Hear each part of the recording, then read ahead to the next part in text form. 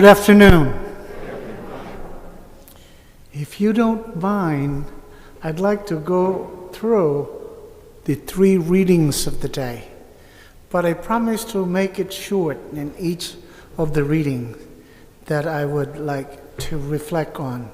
The first reading is from the book of Exodus. It's actually about 10 commandments. If you read the original version of 10 commandments, it doesn't say 10 commandments. What it says, it's actually 10 words. Now, the 10 commandments, do you know that 10 commandments can actually be summarized into just one word? Yes. And the word is love. Love your God, love your neighbor as you love yourself. And this is the basis of the relationship among the Jews. The relationship with their God, their neighbors, and themselves. And this is the basis of our ethical and moral life, 10 commandments. From here, let me go to the second reading, from the letter of St. Paul to the Corinthians. Corinth. Corinth is actually west of Athens. Athens here, Corinth is here, and it takes about an hour by bus. Beautiful city. In the time of St. Paul, it was the industrial and commercial center, as it is now. For those of you who are as old as I am, you're familiar with the name Onassis, right? The shipping company of Onassis is based in Corinth. So we go back to the time of St. Paul. St. Paul, while preaching to the Gentiles, forming Christian community in Corinth, worked as a sail maker in Corinth. So now on to the reading itself. What St. Paul encountered in Corinth, division among the Christians. So what St. Paul told them, that what would unite them is actually the cross of Christ. This cross of Christ. That's for the second reading. The gospel of the day is centered on the temple. Jesus used 2 words in describing the temple. The first one is Hieron. It's H-I-E-R-O-N, Hieron. And that refers to the area of the worshiping or the worship area for the Jews, as well as the surrounding area of the temple, Hieron. The second word that Jesus used for temple is naos, N-A-O-S, would refer to his own body, which in our time refers to our body as the temple of the Holy Spirit. Now, some few ideas that needs clarification. Why were there table for exchange of coins? You have to go back to the time of Jesus Christ. The coins that were used by the Jews were what is known as Roman coin. If you take a look at the Roman coin, Google it, and you will see one side of it is actually the face of Caesar, the emperor of Rome. And the other side would sometimes be, pagan gods. For the simple reason, that coin would not be accepted in the temple area.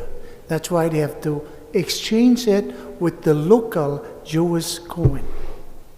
And that's what Jesus saw. But not outside of the temple. It was actually on the part of the temple.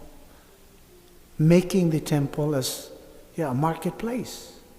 And the animals.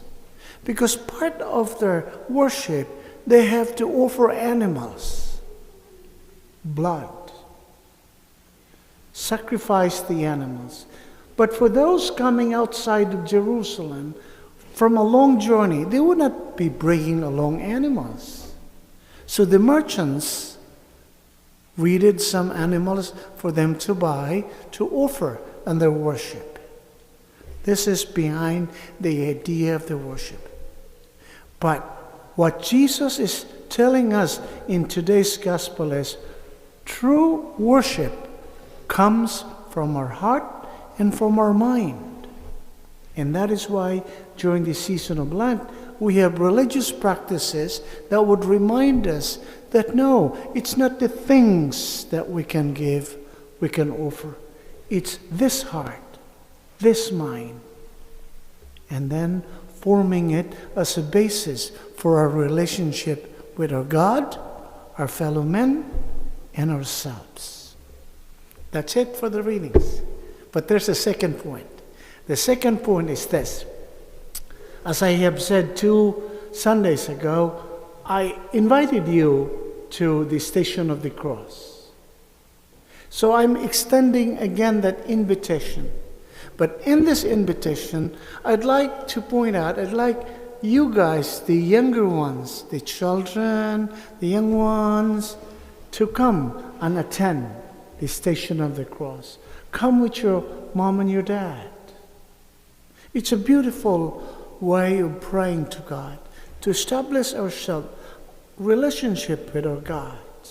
Now, personal note, I have come to love Station of the Cross, not because I'm a priest, not because I've been to the Holy Land, to Jerusalem, where the actual place where Jesus walked on his way to the cross.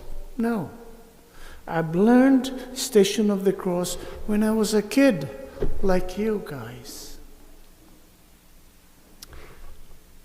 And on Fridays during Lent, my family would pray the Station of the Cross.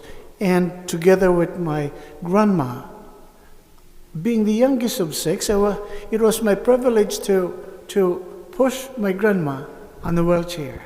But the problem was, my grandma would insist on walking. That was the problem. To me, it would have been easier if she would be in the wheelchair and I pushed the wheelchair. And especially in the church, we have a smooth floor, but our church was made of cobblestones. Pretty difficult for my grandma to walk, but she would insist. And her reasoning, she would say, and I still remember that, she said, I'd like to feel the pain and the sorrow of Christ as he walked on his way to the cross.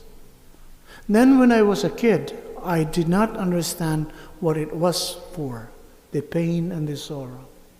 Now I know, because it's the pain and the sorrow of Christ that gives us the meaning of this cross. Because without this cross, there is no salvation.